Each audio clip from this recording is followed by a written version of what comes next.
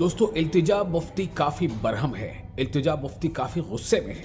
التجا مفتی کا یہ الزام ہے کہ انہیں بار بار روکنے کی کوشش کی جا رہی ہے، حق کے لیے وہ آواز بلند نہ کر سکے اس لیے انہیں روکنے کی کوشش کی جا رہی ہے۔ انہوں نے تو یہ بھی آروپ لگایا، الزام لگایا کہ انہیں جموں سرکٹ ہاؤس میں نظر بند کر دیا گیا۔ ان کا یہ کہنا ہے کہ دراصل ایک طرف جہاں جموں کشمیر میں عوام پر ظلم ہو رہا ہے، انہوں نے سوپور کا ذکر کیا، انہوں نے کٹھوا کے معاملے کا ذکر کیا۔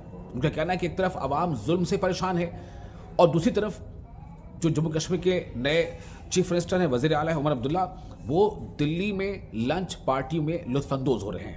یہ ان کا الزام ہے کہ ایک طرف عوام ظلم سے پریشان ہے اور جو یہاں کی وزیر اعلیٰ ہیں، چیف منسٹر ہے، وہ دلی میں جو ہے لنچ پارٹیاں کر رہے ہیں۔